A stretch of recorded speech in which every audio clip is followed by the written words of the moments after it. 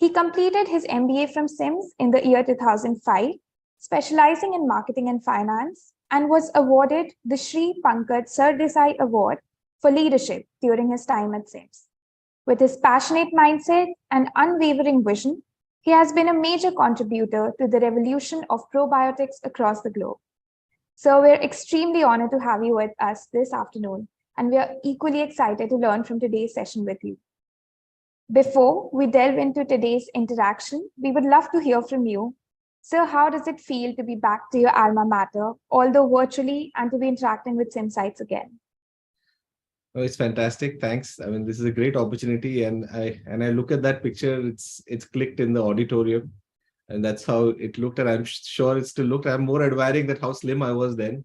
So it's not the same anymore. Yeah. I mean, these are sort of some of the memories that have, lasted a lifetime, and we pretty much talk to each one of them. We were the events team of the college, and there was our room upstairs on the third floor. And so we did a lot of stuff. There are very happy memories. There are cherished memories, and I always quote this to people that I think SIMS has given more than just the education. I think it's the experience that SIMS has given that sort of helps me on a day-to-day basis. And I think that's about it, to be very honest, and it's always given me the courage. And we did some interesting stuff in college, and I think that sort of takes us through our day-to-day life, and whatever we can achieve. So as seniors, we only have a couple of months left, and after what you just said, I cannot help but reminiscence about my past 2 years here. So diving straight into today's theme, that is exploring the changing landscape of marketing in 2022. Now, so with digitization, there has been a major transition from traditional marketing to digital marketing. So what are some of the consumer behavior factors that affect this statement? And is it here to stay? Is it a long-term process? I mean, in short, answer is yes. It's not going to go anywhere for now. To be very honest, see, when we were in college, I think the transition to web had just started, right? And at that time, there was I think in 2004 or 5, I was very much in college when I got the first Gmail ID. And prior to that, we used to go to computer centers to browse, right? Though that is a world that none of you are aware of or even have a clue of as to how could that be. We used to have peer-to-peer systems to transfer music from one person to the other, and finding articles online was so difficult. And wherever one would download, we would take printouts and Xerox it right outside, So that's how we learned. So our global access was very limited those days. Now it's all come to your fingertips, right? And in fact, it's going further a level. Now it's gone to like wearables, right? So the transition is going to happen. So the word digital is very wide, and it's huge, right? And there are newer trends that are sort of emerging in the world. AI for one, right? How they are getting integrated in our lives, right? Is something to be seen. Or augmented reality, how these integrate with our lives is to be seen, and how newer solutions evolve. A classic example of this is what you see in Lenskart, right? I'm sure all of you are aware of Lenskart as a brand. Today, wherever, like, this is a Lenskart specs, right? So before I bought it, I used the app, I put it on the app, and I sent it to 5 other people and said, do I look all right? Earlier, that decision making was solo. You pretty much went there with your mother or a father or friend, and then said, is this okay? But now you are able to put it to multiple friends and get feedback, right? And this is a tech that we were working on while we were in Accenture. I was with them in UK, and in UK in 2012. That was the first time when this augmented reality based clothing solutions for retail were being developed. Right, so we had it developed using Xbox, cameras, and you could sort of stand in front of a glass and then keep swiping left, right, and change clothes. Right, so these technologies are coming through. So as newer trends and newer solutions hit the market, adoption will happen. But I think the relevance is very important, though, right? Just by putting a tech out there, you're not going to find adoption. You need to find what is relevant. So which is why I say I use the Lenskart example, because that is a great example of how adoption can happen. But if you walk into, say, a retail, they've still failed to do it. Like, for example, you wouldn't find this kind of a tech in say Reliance Mart or any of these places, because the adoption is difficult. The kind of audiences are different. The solutions required are different.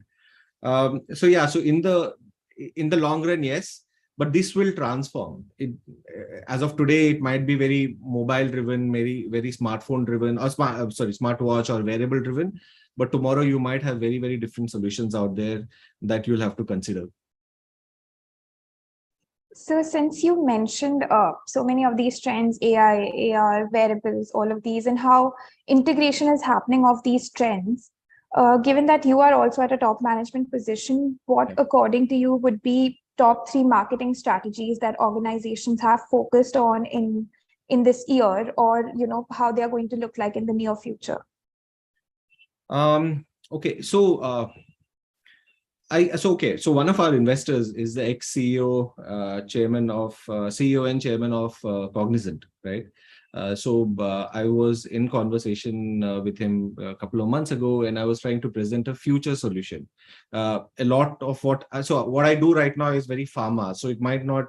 So one thing is, guys, I mean, just for relevance, right? I think a lot of you study marketing from a very D2C perspective, very flashy side of marketing world, right? But marketing is everywhere in all aspects. Like, I do marketing, and our toughest job is marketing to doctors. For example, communicating, because to me, my doctor is a customer. How I communicate to him is important, and how do I bring business through him is important. Yeah. So anyway, so coming back to it, so we were having a conversation in terms of some future trends, in terms of probiotic solutions and how people can track their gut health and use some of the latest technologies to deliver solution. And one idea that was sort of we were working with was to try and create a backend system or a software whereby people could get themselves tested, and you could get yourself, like, your stool tested or your saliva tested to understand what might be wrong in your system. And then based on certain global data that is available out there, and putting an AI model on top, coming with a solution and saying, predicting that, say you're a 25-year-old and you're eating a lot of junk, we have some markers to say you are headed towards XYZ disease, right? So you could say that somebody will land up with a complicated disease like Crohn's disease or an IBS disease. So I'm not expecting any of you to know what these are. You're still 10 years away before you start hearing them from your doctors, but then yes, you will get there. So majority of you will hear it. I'm certain about it, right? So technology adoption to make things more predictive, I think, is probably the way to go as of today, because all of us would want that. I say in my line, sorry, I'll give you a little bit more examples from my line, right? So I'm a diabetic, right? And again, like I said, junk food led to this. So I started using something called a continuous glucose monitor, right? It is, again, a wearable device that you plug into your arm, and then you use an app. So I use something called the Ultra Human app, right? So which gives analysis of, every 15 minutes tells me what's my blood sugar level. And the way the app is developed is actually developed for athletes and sports. It's not for only diabetic. It's for athletes as well, who want to keep their blood sugar levels at a certain level so that their metabolism is high. So it's able to, predictively tell you what you're doing wrong with your diet and how you can enhance your performance, right? And also for people like us, it tells us what you're doing wrong to keep your glucose in control and go forward. So and the entire model is very AI based, right? So AI, machine learning, these are all jargon words, definitely. But then there is a lot of grassroots work that is happening as of now to adopt them into the mainstream. And I think a lot of solutions will emerge using that. And I think that is a way to go. Definitely in healthcare space, I can tell you for sure that is a conversation. And that is how you will scale businesses. Because say a small company like mine, I have around 200 plus people, sales force in the field. I can add maybe another 200 people and then reach to, 50, 60,000 doctors on a daily basis, on a regular basis. But that's not going to give me scale. What will give me scale is a tech solution which will reach out to 10, 20, 30 million people on a daily basis, right? So definitely that transition will happen for majority of the companies. And it's not just me. I mean, I know Cipla is talking about it. I know Sun Pharma is evaluating all of these. So a lot of large companies are talking about these things. And so the transition will happen in this area. So I would say this is one of the tech trends that you can sort of follow as of today. Thank you, sir. Since you already mentioned pharmaceutical, industries and how that marketing process differs, and this is actually one of my questions. So two parts to my next question. Firstly, sir, you've been part as a founding member to quite a couple of companies now, and you've been through that process of building the brand up from scratch. So, in a practical sense, how exactly does building a brand contribute to the enhancement overall of the revenue or the market share of the organization? We know a couple of pharmaceutical brands such as NetMeds or PharmEasy.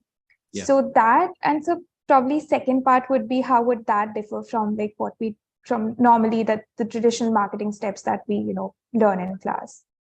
Okay. So I don't know how relevant the books that you are studying as of today are.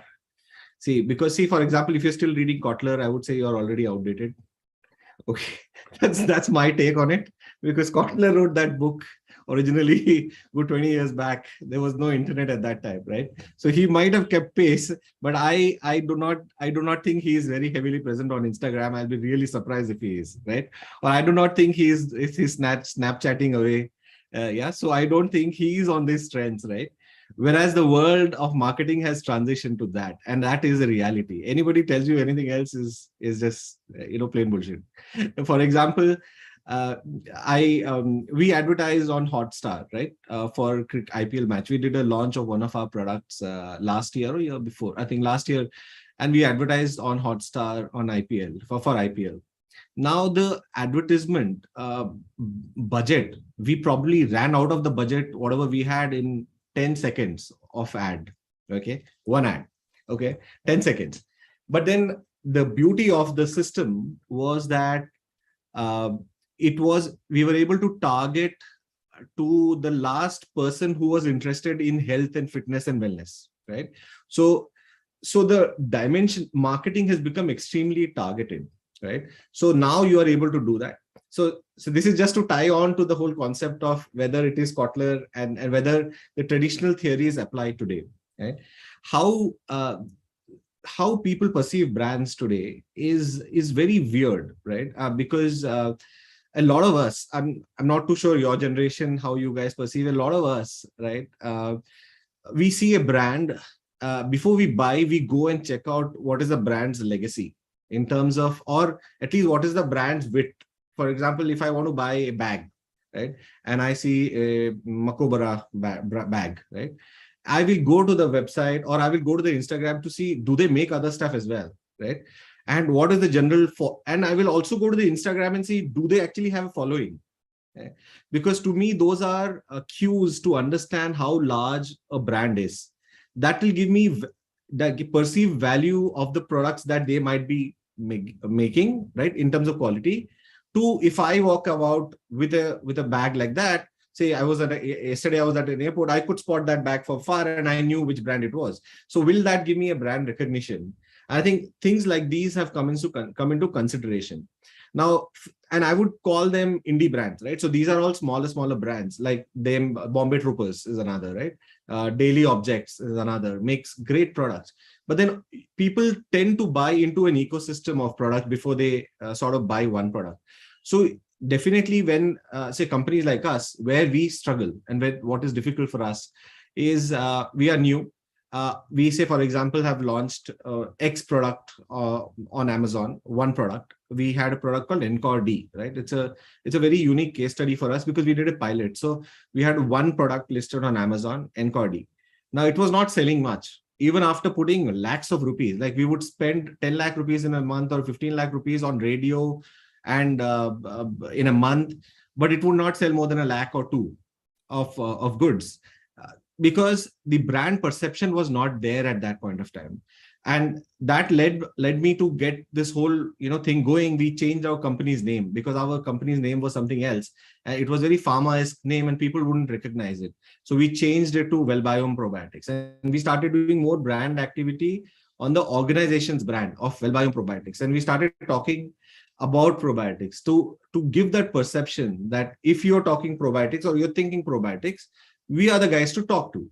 That significantly resulted in increase in the sales of that particular product. We changed the packaging of the product, and we launched subsequent products that are being launched now. They are reaping the benefit of us having done that. So perception of brand building has to, brand building has to happen first.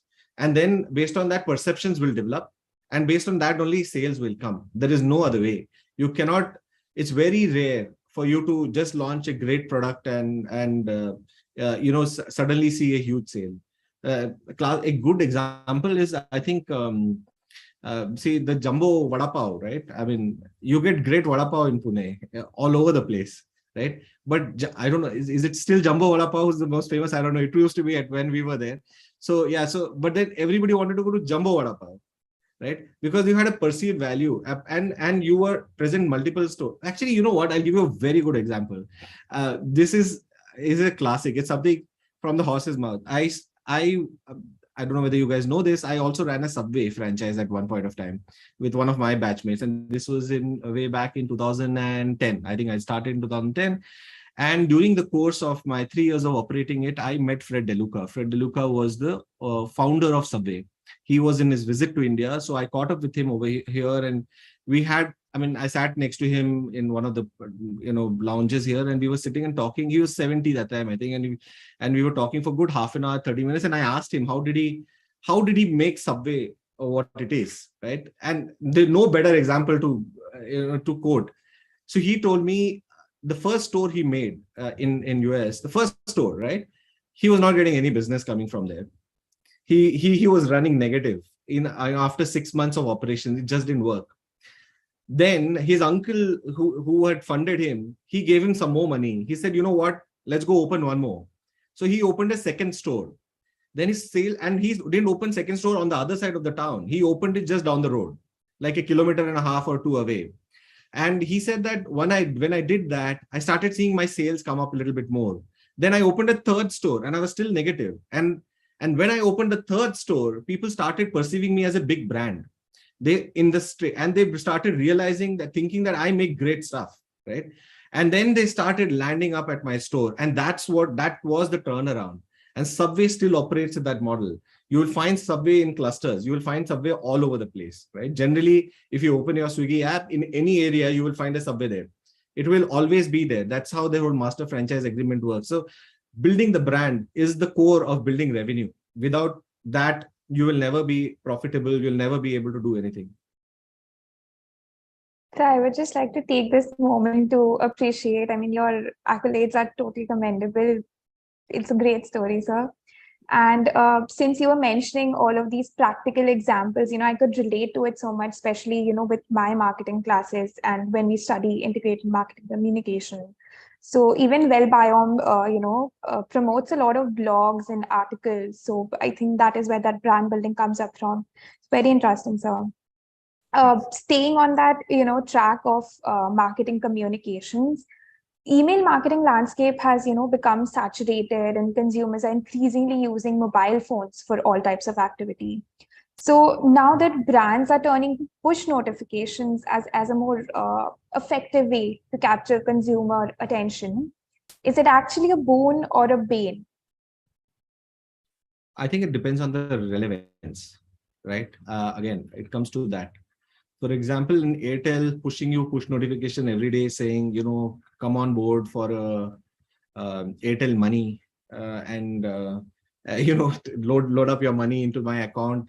I think that's a pain, because I will use money where the way I want to choose it. I would rather go to a provider who is dedicated towards that, right? So I would use, say, a Beam app more, or I would use a Phone Pay more. Might use a Google Pay more, a dedicated app, because it is a cluttered ecosystem. So, and another great example of a bane is definitely Domino's, right? A Domino's app reminding you to start ordering a pizza is a pain point. Okay. But what is great is say Swiggy. Now, depending on who you are and at what age group, so this is where the relevance comes in, right? At what age group you are and where you are will make a difference. Now, my office is full of youngsters. Majority of the girls and boys who are working here are pretty much, I mean, one batch or two batch senior to you guys. So maybe they're 20, 21 or 20 pass out. Now they forget to eat breakfast. Right, majority of the days they are landing up somehow getting to office at 9, right? They're just landing up in office, right? And so Swiggy has figured that out, and it pops up right when they come to office. They get a message saying breakfast, or they get a Zomato pop up saying, you know, lunch. Have you ordered your lunch? Right, and that's a cue for them to make an order. Right, because otherwise, most of them will forget ordering lunch also, because it'll be 1 o'clock and they'll be hungry. And then they will realize lunch hour is here and then they've not got food. Right? So marketing has to be very contextual, very relevant to the messages has to be very, very relevant. Another great example of this relevant pop-ups and notifications are Google Photos, right? It has tapped on this whole thing about memories and so some of these photos, right, keep popping up on my phone because it says 20 years earlier, 10 years earlier. So it sort of keeps jogging your memory and keeps you relevant. So it has to be that. Email marketing, I would say, mostly is, in my opinion, dead, right? Because I think most of us have put a spam filter on it, or we've classified into promotion. We never go to that tab. Right? So it just gets a little.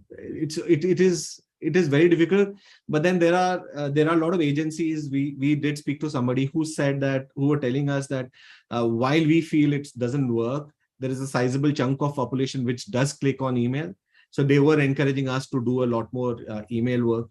But then I haven't found it very relevant. I have used MailChimp in the past, where in one of my other ventures where we were reaching out to many society families, and we were sending milk deliveries. So I would run offers through that. So I would send say a MailChimp email to them, but the click-through rates are very minimal. I mean, I don't recollect seeing it being more than 5-10% at that time, and now it's only reduced. So app-based notification probably a better way to go. But then depending on how your phone handles the notification, I think it'll determine whether it's how much of a nuisance value it is, definitely. Yes, sir. Thank you. Absolutely, sir.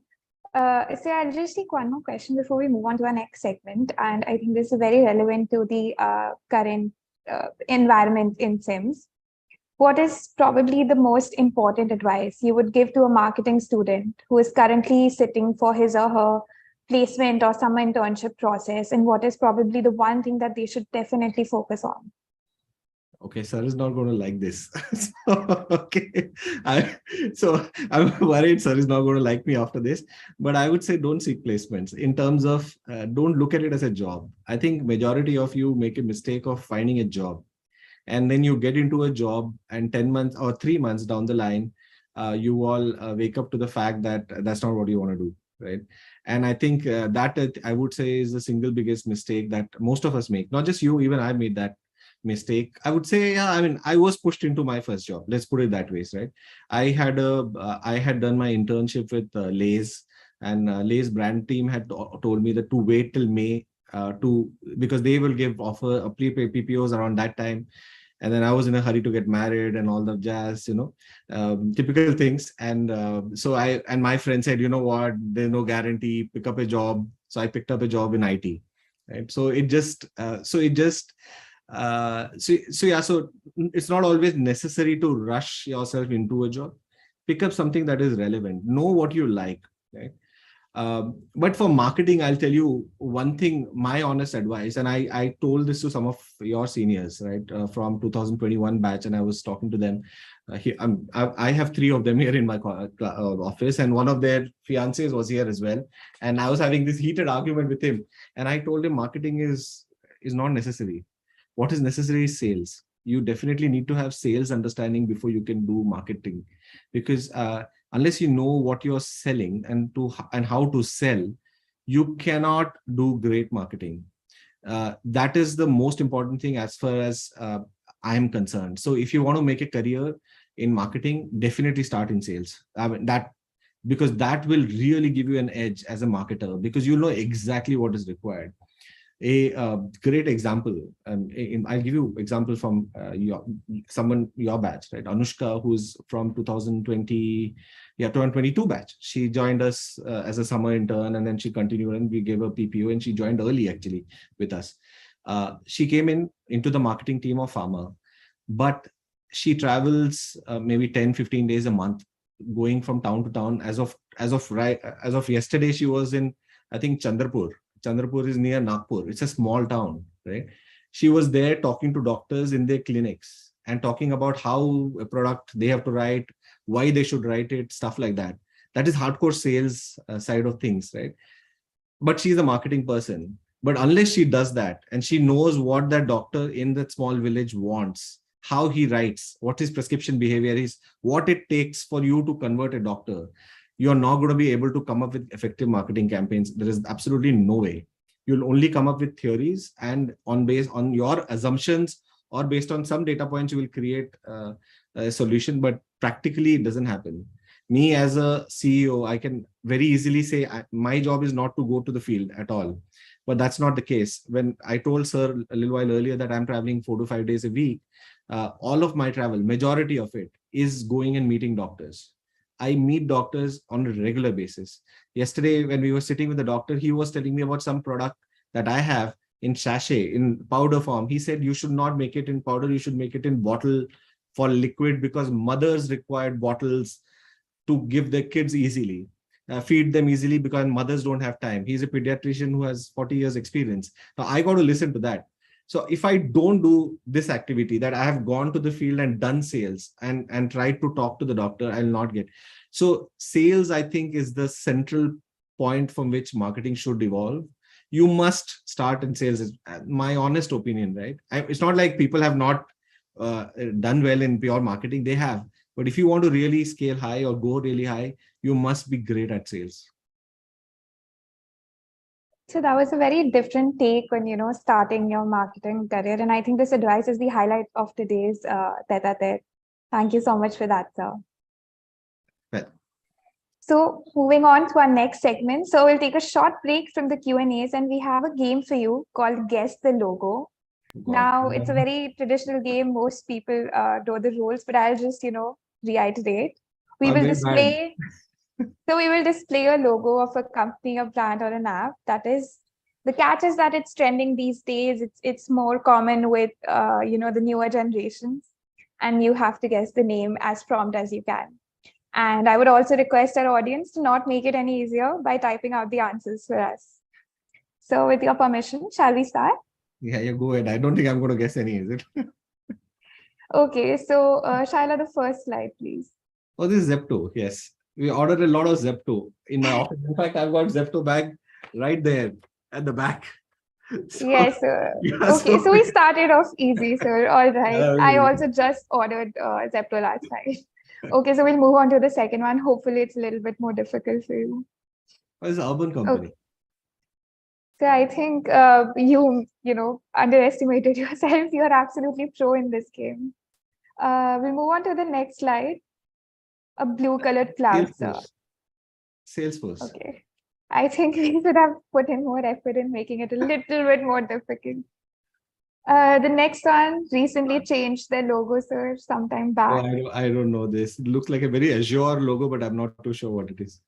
Somewhere down those lines, sir. It's an American multinational information IT services and consulting company. Since I moved out of IT 5 years back, I've lost touch. No, I'm not sure. It's Cognizant, is it? They've changed. Yes, sir. They changed their logos. That is Cognizant, sir. So, okay, 3 out of 4 so far.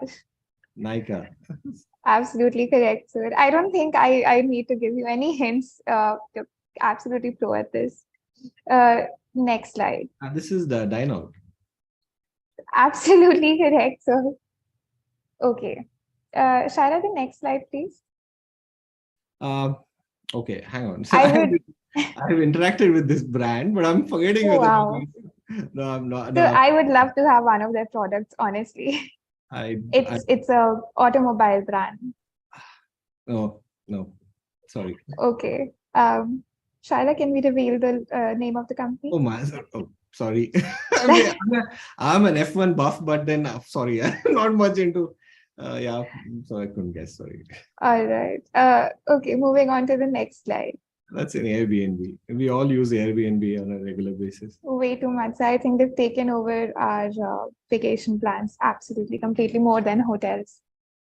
Okay, the next slide. And so this is a SIMS favorite. Yeah, Sims Uh, favorite. yes, Oh, this is the Canva. Yes. yes, students love it. It's a boon when it comes to end moment I know assignments and I presentations. can't. You guys are really pro at it, and I see every day Anushka and Aparna here in office. They use this only for presentation, and I just can't get my head around it. It takes me forever to use this app. I just can't do it. So it takes a while, but it's absolutely makes your job so much more easier. So SIMS favorite. So okay, next. This is that body armor, right? You know, some armor, right? Very close, so very close. The hint is in the symbol, the upper Under one. armor. Okay, right. Yes. Okay. So the last one for the segment and another automobile. Bentley. So very close. The hint is Aston that Martin. Sorry, Aston Martin. yes, Sorry. James Right, Bond right. movie. So Aston Martin. Sorry. So thank you so much for being a good sport. That is all we had for this segment, and we will move on to the next one. We now have our audience Q&A session. We request our student managers to kindly raise their hands, unmute themselves when called upon, and ask their questions. They can also enter their questions in the chat box. Okay, so sir, we have Shubhankar raising his hand. Shubhankar, you may unmute and ask sir your question. Good afternoon, sir. Really nice to have you here with us today. So my question for you today is that having worked in different sectors, I was curious to know as to how the marketing strategy really changes, or is there a change with respect to marketing strategy when it comes to different sectors? Oh, very much. So just to give you a brief idea of what my career has been in terms of, and then I'll come to the marketing question, right? So I started as a business analyst for People's of CRM. You wouldn't have, CRM is just like, it's an ERP solution for Satyam. And that was IT, and that was configuring of their ERP software. And so at that point, our marketing meant promoting usage of say PeopleSoft software. So how that can give benefits. So coming out with a presentation with regards to that and how that will lead to cost savings, how the solutions are. So it was very technical. From there, I moved on. I did multiple roles in Satyam, came to Accenture, and I joined the pre-sales team. So pre-sales team is the technical side of marketing, actually. So they are the back end. So they make all the proposals, take solutions to the and make presentations, in final bidding process, etc. So again, it was very technical. At that point, you're talking very much in IT. It's not like a flashy marketing. You're not going to tell something really funky to somebody and sell some product. It is, people spend billions buying software. So it is a process. They'll have their own requirement. You have to meet the requirements. You have to show that your product meets a requirement. You can keep, there are pure marketing roles in IT as well, which is mostly in terms of, putting up stalls, doing events, doing interaction, creating opportunities for the sales and the pre-sales guys to have a conversation. So ultimately, it is about selling the merits of a solution, products, etc. So IT is very much like that. And post my Accenture life, during my Accenture, actually, I had the Subway as well. So F&B again is very different. It is about you making offerings. It is about what will draw people to your counter when you are among, say, 40 other counters. How do you get the footfall to you? So if you go to a food court, decision-making process is very difficult. You will go see 30 brands, then sometimes you just get confused as to what you want to order. So then you go for something some comfort food, or price is a consideration. So then again, the dimension changes. Then I have, after all of this, I had also run a hyperlocal delivery solution whereby we had an app to deliver groceries and milk products. This was way before any of the current generation apps that you see. And that time marketing meant for us to be present at a society and talking to mothers and making them aware of merits of buying the right products and how that can translate health for their kid every morning, right? So because we were selling a lot of milk-based products. So you'll find a lot of that coming in, say, what Country Delight does as of today. So that marketing dimension is different. And it was about touch points. It was about boiling, actually giving experience. It was about boiling. Genuinely, I had milk boiling at the counter and making people taste. So it was about bringing trust at that point of time. And then I had my couple of coffee shops as well. So it was, again, at that time, it was about delivering value through Bangalore is driven by filter coffee. So it was about how I make my filter coffee, and Starbucks was not in India. So I was trying to say how you can get a Starbucks-like experience for cheap. Like I could sell a black coffee for $40, which a Starbucks will charge you $350, or a Coffee Day used to charge $250 at that time. So it was about that. So it transformed. It is very different for different businesses. And for my current business, it is altogether a different ball game, because it's different for doctors. It's different for my D2C arm, where I'm reaching out to consumers, say on Cred, and which is very much a discount-based platform and solution. And how it is on, say, an Amazon, where I'm competing with thousands of other products and brands, where in fact, a lot of our digital content is about storytelling and how we try to evoke this idea that this is a problem you're facing. These are the issues that you will face. Come to me, I will solve it for you. So it transforms between industry in terms of how you want to do it, from technical to trust-based to more sometimes flashy, sometimes not. Thank you so much, sir. We also have Sir Amit Joshi. Amit, you can unmute yourself and ask your question. We can't hear you, Amit. Sir, myself, Amit. Can you hear me now? Yeah. Yes, my question for you is, having worked in a startup which actually focused on marketing itself, creating a brand value first, we had to compete with the giants. And right now, as the distribution of public is in Facebook, LinkedIn, Instagram, like we can see how the separation of age group is also there. Like Facebook has, my parents were never at Facebook. Now then they are at Facebook. I have moved on to Instagram. So this disparity is there. So how do you define your target audience? Like for you in a pharmaceutical sector, I think gaining trust of elderly people is a issue, I think. Yeah. So how do you define this target audience? How do you compete with having different platforms and investing into different platforms? Okay, very good question, right? So it's a very practical question that we have often discussed and actually debated on, right? Especially this Facebook versus Instagram is a major problem for us. Just to give context, we were not very sure in terms of how we have to because we were not a digital first organization, right? So when we were mostly into talking to doctors and then convincing them, and doctor writes into your prescription, you will buy. So I'm not bothered at that point. So, but then when it came to digital, it got very, very complicated. Now, so Instagram gave us a lot of young followers, definitely. And our Instagram, so we started both Instagram and Facebook journey together, right? And when we started the Facebook journey, we very quickly reached to a 10,000 kind of followership. Whereas in Instagram, I was still at say 500, 600. It just wouldn't happen. The same content wouldn't appeal to the generation, right? So then we did something different, and then Instagram went up to 10,000.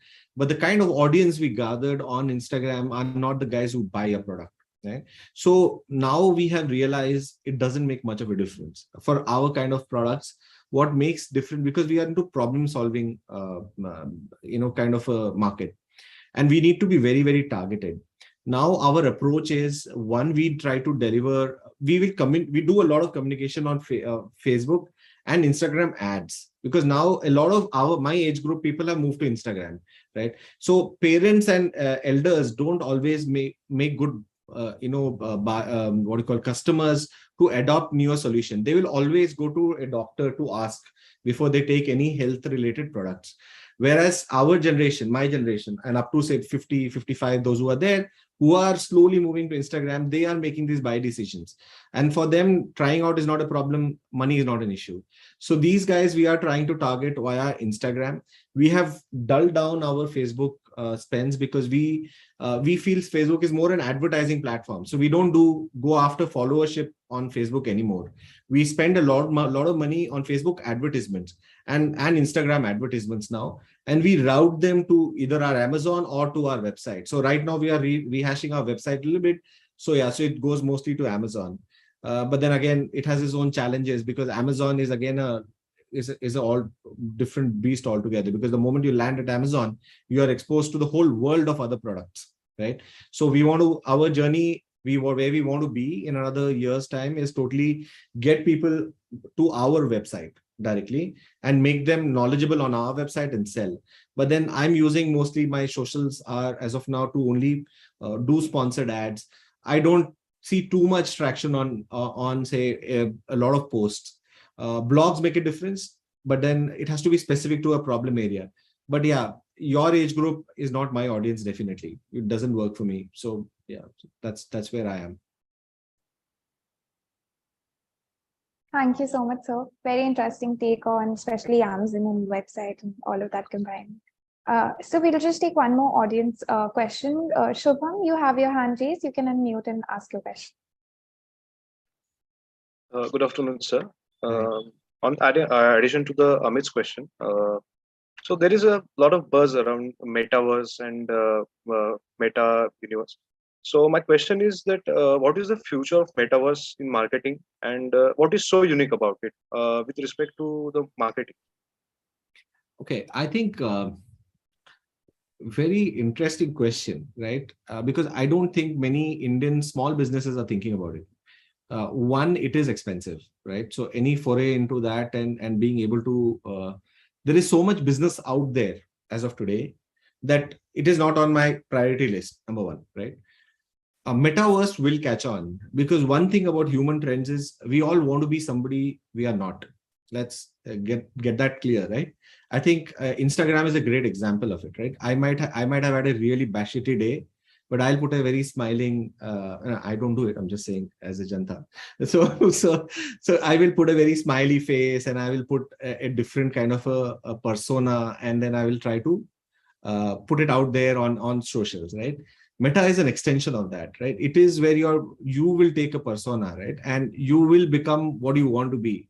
It's that. So definitely you will interact with brands. Brand interactions can happen, but then I don't know whether all of us are buying an Oculus, virtual reality glasses. I don't know whether the technology is accessible enough as of today for it to make a difference immediately in the next year or two, till it becomes really cheap. And I think Google had the right idea where they had the Google, they had a cardboard thing, right? I think which was really cheap. It just all you have to do is push in your phone into it and it worked. So I think they had the right idea, in my opinion. But I don't know how many of us will spend, say, 50, 70,000, 80,000 to participate in that meta world as of now. I've not interacted in that world too much. But yes, like any trends, I'm cautious. It might come up. But as of today, I don't think it's much of a consideration for smaller companies like us. Definitely, it's way too much money spent that it will require. Thank you, sir. So we have some time, so we'll just take one more question. Shirley has her hand raised. Shirley, you may please go ahead, unmute yourself and ask your question. Good afternoon, sir. My name is Shirley Srinivasan. So, sir, talking about Bangalore, there's Blossom's Book House in Bangalore, which does very well for itself, even after they do almost zero marketing. So, if there is a marketing strategy that you could use for that, what would it be, and how do you think it's going to benefit it? For Blossoms? Yes. Okay, there's Blossom, there's Bookworm, there are a couple of those actually in Bangalore, right? Yes. I think integrating to a city's culture is important. So I think why these places do very, very well, they have been around for donkeys of years, right? Donkeys years. So I mean, I came to Bangalore in 98. Blossom was already there. Okay. And that time, none of you, I'm sure most of you were not even born. So I'm assuming, right? So Blossom has been around for a long time, and nothing has changed, right? It used to sell used books those days, and it still sells used books. And it was more a place where you could get difficult to find books. So I think their uniqueness was they had unique books available. And similarly, there is one more chain here now called Bookworm, which is again a very small shop run by a husband-wife couple, have a lot of space, and you will find books from 1876 or 1855. You'll find, photo books. I'm a photo enthusiast, so you'll find photo books, from the turn of the century. So difficult to find books is definitely one thing. Now, how can they scale up? Where can they go further? I think they have to do a little bit more on the community building side of it. They already have a community. They have to bring together a community more often than not. They have to organize a lot more community event, because they cannot sell flash. That flashy stuff is not going to work. If I were them, I would organize a book fair regularly. I would call for book openings, book reading sessions, and I don't see them do that much. Some do. Like I know Bookworm was doing one for the kids. Like my daughter went one day for, I think they had a kids reading session where the owner herself was reading books. So they have to do like that. So they have to build that tribe, and we use that term quite a bit in pharma as well, in our D2C side of things, that building a tribe is very important, because that is what will give you the iconic state, right? It's like Vaishali, right? So you go to Vaishali for idli, dosa, and I'm sure you guys also go there. We have been going there since our time, right? It is because we all go there. The dosas are not the best. I'm pretty certain you get better dosas elsewhere, but you go there because you have a sense of belonging. And I think that's what these companies need, these places need to tap onto and build that community and do a little bit more. Blossom doesn't do it. They just have books and they've stopped at that. So maybe something different. I'm guessing. Thank you so much, sir. Any more questions from the audience? Okay, so Prateek Singh has raised his hand. Prateek, you may go ahead, unmute yourself, ask a question.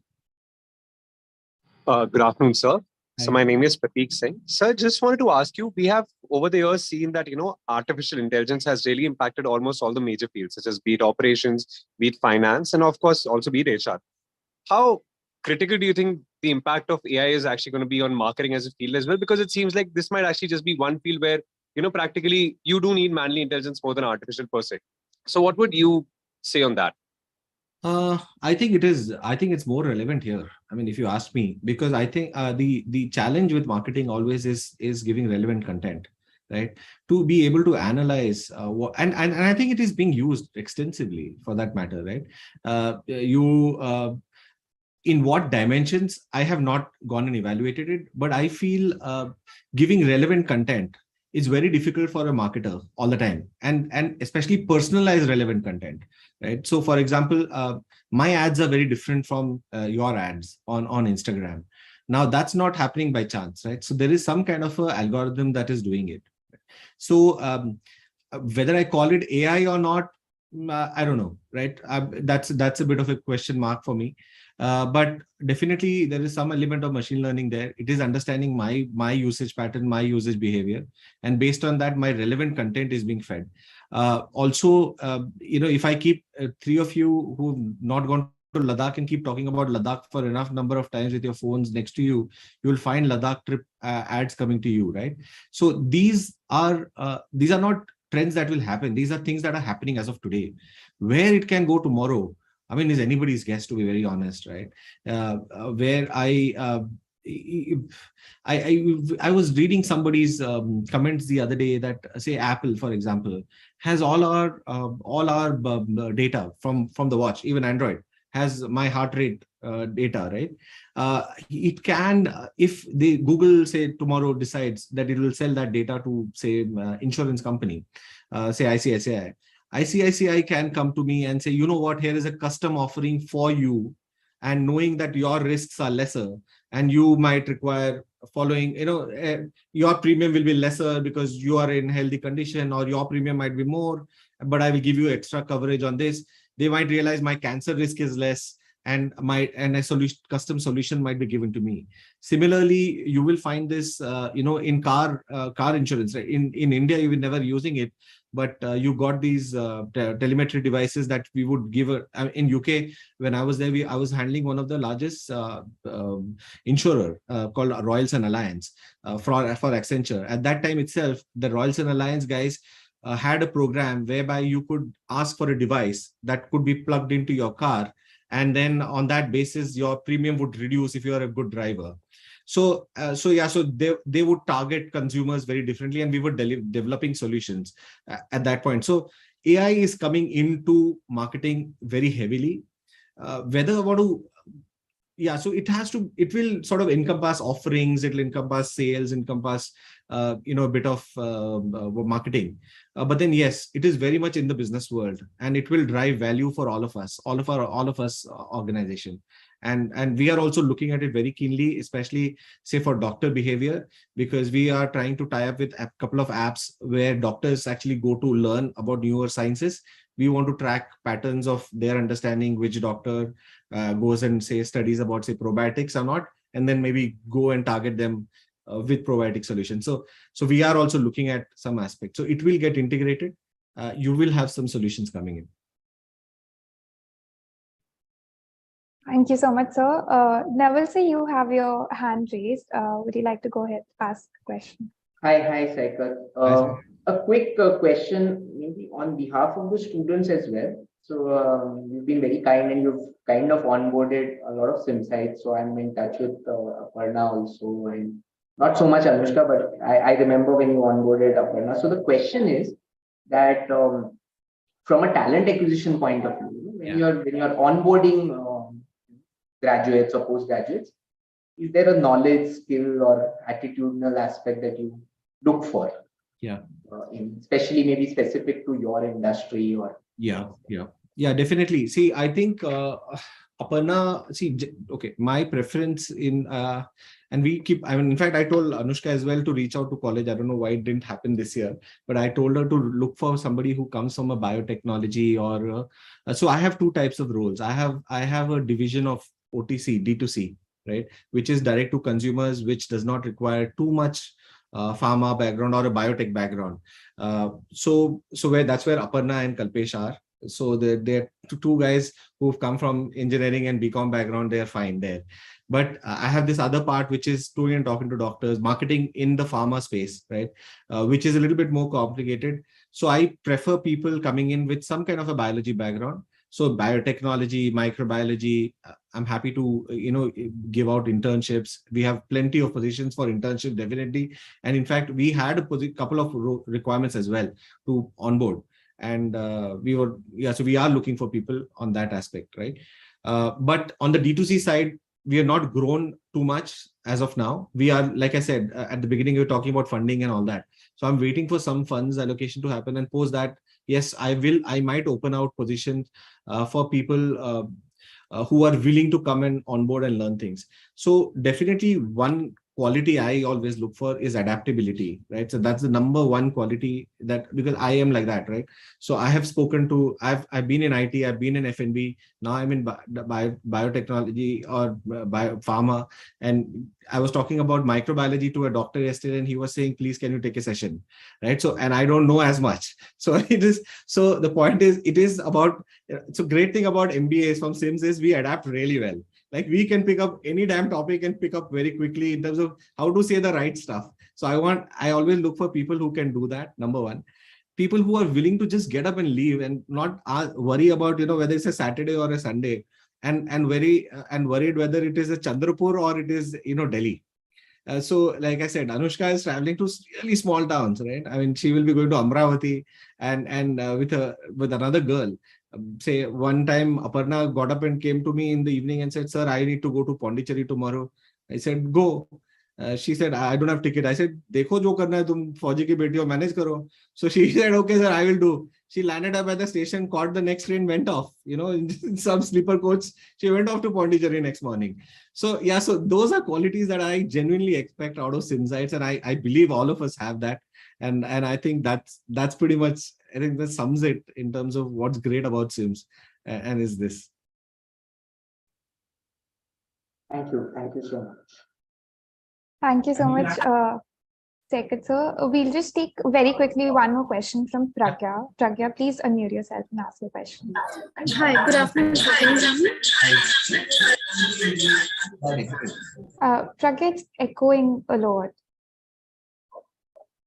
I think You're something on else mute. might be in your room. Maybe Yeah. Is it okay now? Yeah. Good afternoon, sir. Thank you so much for such an insightful conversation which we had today. Thank you so much for this session. I just had one question because you have actually covered almost all the facts around marketing and the trends.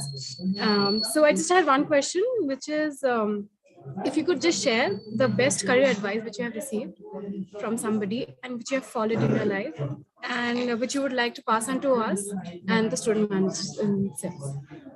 Okay, I will give you a best career advice that I believe in, right? I don't know whether many people talk about it. And I've told this to sir as well. I'm sure Nawal has also heard me say this. Be happy to fail, right? And I firmly believe none of you are taught how to fail. Okay.